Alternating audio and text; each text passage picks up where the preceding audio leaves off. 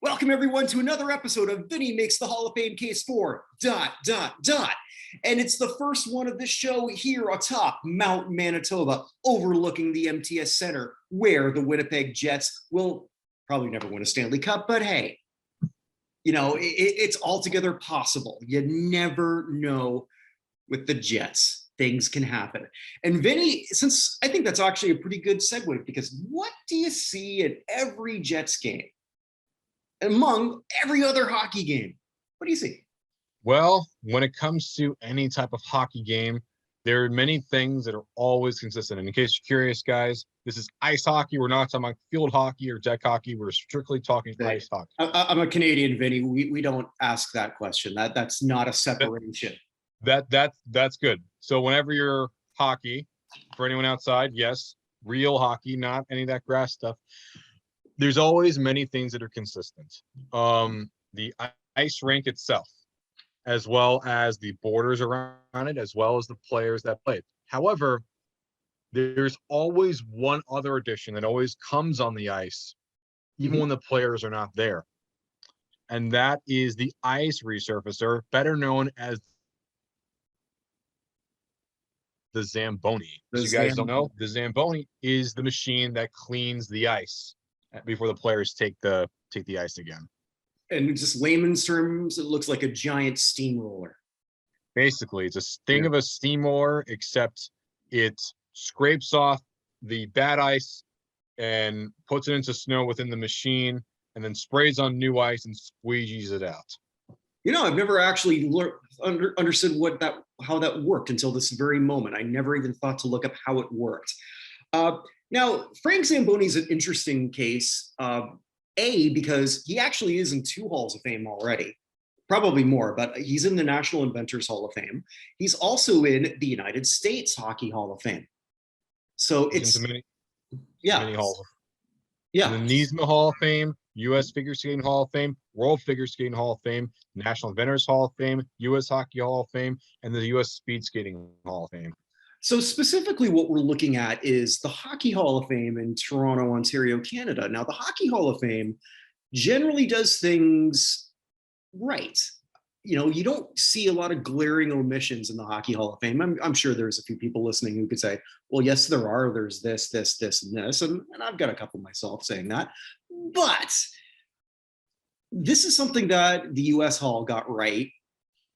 And as I've just learned now, the figure skating one, I didn't look that up, but the Hockey Hall didn't. But before we get there, let's take a little bit more. Like, where did Frank come up with this idea? Well, first you got to go back to his time growing up. You see, growing up in Idaho, he then moved with his parents to Los Angeles. And at that time, his brother George was opening an auto repair shop. And then after he decided to trade school, him and his brother Lawrence decided to open an electrical supply business. And then a few years later, they decided to have an ice making plant and entered the block ice business. So he was with ice for a while, but by 1939, he realized that there really wasn't that much of a future in that business and the advent of electrically operated refrigeration units. So they decided to, let's use the equipment. Let's try to use it for something different. So let's try to use our equipment to open an ice rink nearby. And that's what they did. So in 1949, him and his cousin opened the Iceland rink. And the reason why is because it wasn't just because of the area that it was in LA, but because he found a way with the ice to eliminate any of the rippling caused by the pipes. So it was very, very clean. And to this very day, that rink is still run by his descendants. Now, there's not a lot of inventions that you could say are ahead of its time. This certainly was. The Zamboni first came into effect. I can't remember what year when I was doing my preliminary research. That's been around a long, long time. Mm-hmm. Around since 1949, when he invented the machine that transformed the job of that resurfacer. This would have taken like 5 men to do it. It would take like over an hour and a half just to resurface the entire ice. But Frank created the invention that made it done at most 15 minutes, probably even less. So let's look at the legacy of what this really did. So think about this: if this was all the hockey games that took place before '49, they're not resurfacing the ice. How many unpreventable injuries occurred Countless. back then? It's staggering. I mean, there's no way to even go back in the history books and figure this out. This could be. I don't know. I'm trying to put this in any kind of modern term. It's better than anything that any groundskeeper in baseball could have ever came up with. Easily. It literally changed the game of any kind of sport or any recreational skill that you could ever do with ice. This man changed the game. He literally changed the way every single one of those sports are viewed. That's why he's in so many halls of fame. It's because without him, all these people would not be able to play the sport correctly. And it's still something that a lot of people, I don't want to say look forward to, but I mean, I went to a couple, now that I'm back in an NHL/AHL city. So, watching, the little kids even look at the Zamboni. It's a cool thing to watch all of that transpire. Now, when did he pass away? I don't remember. 1988 from cardiac arrest. All right, so he lived certainly a long life. What did he do after the creation of the Zamboni, other than the Zamboni was already pretty huge, and the machine evolved over time. He created a brand in Brantford and one in Switzerland. Because guys don't know, Brantford's in Ontario. And it got big across the entire world. That's a big reason why the Zamboni is used in KHL and everywhere else, is because it got popular all across the world with ice-based sports. But he did create another invention. He created a machine that removed water from artificial. Also created one that removed paint stripes from the same surfaces, as well as one to roll up and lay down artificial turf. Like this man, this man, you could make an argument he might even be in the Football Hall of Fame just for being the guy.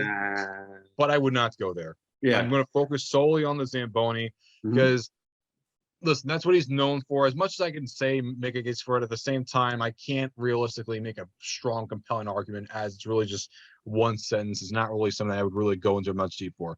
But as for his signature flagship invention, absolutely. Like, there's a reason why he's in all these halls of fame. It's because he is so synonymous with all of these sports all across the game. He's in the National Inventors Hall of Fame. Like, what more do you have to really say? Like, I have to admit, this is one when you said that you wanted to do a hockey one, and then you pitched this one. You pretty much tell me what you're going to do, unless I have a request, and then you'll usually honor that. I had to look up because I thought, man, isn't he already in? And I guess it just seems like he should be, especially considering where else he is, where else he's honored, how he's revered. Now, why do we think, and I don't have a clue, I don't have the vaguest clue, other than maybe just people forget or take it for granted that maybe he's already in. Because you look at the Hockey Hall of Fame committee, it's basically, I could be mistaken, but I think it's only 16 people. Yeah, I think it's around there, 16, 20, 24, around. It's small number. So all of whom have been the beneficiary of the Zamboni, but have never really thought of it. I don't know who the oldest person is on that committee, but let's say maybe it's Lanny McDonald, who would be, I don't know if he's closer to 70 now, but so that's a 70-year-old man who's never existed without it in his sport. Yes. Is this why? Is this just a forgotten thing for whatever reason? Yes, in my personal opinion, I think it's because a lot of them just take it for granted and probably don't really think too much of it. Plus, considering that a lot of Hall of Fames already have him in already, more than likely they probably just don't really think of him. They just kind of take it for granted. And I think it's a real shame because, like, especially if you're a long time historian of the sport of hockey, which I'm not, but many people that are, Mm-hmm. you need to always appreciate the little things. Like, yeah, we may take the Zamboni for granted, but what would the sport be like if you didn't have the Zamboni? I think eventually someone would have come up with it, but that's why, like I said, it was ahead of its time. I mean, that type of invention, that type of idea, that type of creativity. It's like when we look at technology today and you think, like, how the hell did you put a man on the moon in 1969? Out of its time. You know, I mean, exactly. Well, exactly. It was just a lot of uh, good old, I guess, American know-how, if you want to say it that way. yeah, just great ingenuity from lots of people. But at the same time, we can make guesses of someone else that could have made it down the line. But the fact matters, Frank Zamboni made it. He made it. Yeah. It bears his name for a reason because he's the one that invented it. Yeah, we can do ifs and buts if someone could have made it down the line instead of him. But the fact of the matter is we can't do that as he's the one that did it. Let me throw And we should something treat else. it. Let me throw another theory out at you. Had this been invented by a Canadian, would he already be in the Hockey Hall of Fame? Obviously, he wouldn't be in the US, United States. Maybe he would be. I think, yes, I believe so. I There believe might that be something to it. I think so too. I didn't think about it at first, but I think with a lot of the people there in that room, I'm not sure what their opinion is, but I know that a lot of Canadians in particular don't exactly have the strongest liking to Gary Bettman, mostly because of his perceived poor treatment of the Canadian franchises and the growth of the game in the southern I states. don't know how it's not, to me, that But at the same time, perception. I know it's not a good perception at all. But at the same time, Bettman was already Well, I inducted agree with into some of Hall. that. Yeah, I mean, not saying it's wrong, but like, I think that, how do I say it? Canadian anti-American sentiment, just my hunch. I don't know for sure. Well, Perhaps I don't know that it's necessarily anti, but if it's not something that, because most of the people on the Hockey Hall board, they're Canadian, right? Yes. So it's not necessarily taught in our sports history. In the lexicon of Canadian sports, so guys like Lanny McDonald probably knows the story of Frank Zamboni, but it was something he would have learned from other people. He wouldn't have learned that in school. He wouldn't have even seen it on TV. Yeah. Because it's not like one of the greatest inventions in sports is just not, there's nothing dedicated to it. There's nothing, like, it's not on the radar of, I think, a lot of the people on that board. Yeah. That's what I think. I mean, and I don't think it's because they're anti-American. I think it's just because it wasn't battered in their heads. Like, yes. As an older Canadian, God, I hate saying that, but as an older Canadian, like I remember in school, like, if we came up with it, I mean, you're taught that. I mean, if Frank Zamboni was Canadian, someone would have pushed. Yeah, he would have. I think if he was Canadian, he would have already been in the Hall of Fame already years and years and years ago. No question about it. I think the fact matters considering that he was American. He grew up in Idaho. He made his invention in Los Angeles, Paramount, California. Mm-hmm. Because of that, and I think probably also because, it's just not something a lot of Canadian kids, like, for instance, for football, you're always told about, the Grand Ohio, but, you also never hear about the lexicon of the sports origins in, Yale or, its professional origins in Pittsburgh. You never really hear about it because it wasn't really battered in their head. But if the Zamboni was created in Canada as opposed to America, you would have already seen the man get inducted, and you probably would have seen him be seen as a literal national hero in many instances. But because that's not the case, because it's not the case, and I mean, ice hockey is the sport. It is the lifeblood of Canada. Absolutely is. Hockey is the lifeblood of Canada. I've heard that. I'm not just saying that to you. Anyone that knows even a little bit about Canada knows it's hockey. It's hockey country. Mm-hmm. Everyone that knows even a little bit about Canada knows that. But like, whenever anyone is like, I mean, I forgot the guy's name, the guy that scored the game-winning goal in the Olympics. That, you know, forget his name. Well, Paul Henderson. It wasn't the Olympics. It was what was it then? It was the 1972 Summit Series. Yeah, there was. Yeah, so yeah, like Paul Henderson is. Yeah, there was actually a CBC movie about him. Only it was just people. It was just about a bunch of kids watching it. Well, pray for me, Paul Henderson. Yeah, that's what it was. That's what when they beat the USSR. That's what it was. Right. Well, that was a massive thing for Canada on the sporting stage. We didn't have a whole lot of any. That was 72. That was the year I was born. How old I am, but yeah, that was something that the country sort of stood still for that. And it's really interesting sort of seeing all the history of that. And a lot of that was made better because of the work of Frank Zamboni. I think this is a great way to segue into something that you're going to be a part of. Mm-hmm. There is going to, likely, I haven't picked the day yet, but probably in the next week and a half or so, we are going to have another mock committee. And this time, we're going to pick who we think should be in the Hockey Hall of Fame class of 2022, I guess, / 2021, because they canceled the 2021. I don't know if they're just going to make a double thing or they're just not.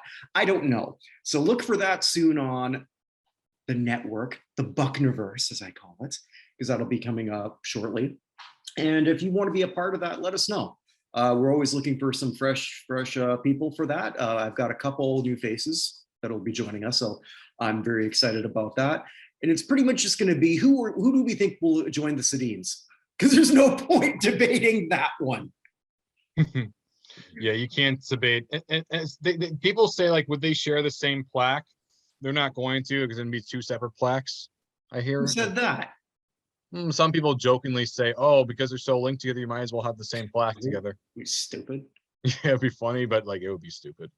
But it is still crazy. The fact of the matter is, like, these two twin brothers were drafted right next to each other by the exact same team and played the entire career together. That itself is an amazing story. It's a great story. Now, if they want to give their speech together, that's different. That's completely different. I don't know how much different one would be from the other. They're both the same. More or less. And they look the same. They played a little similar. One's 22, the other's 33. Like, again.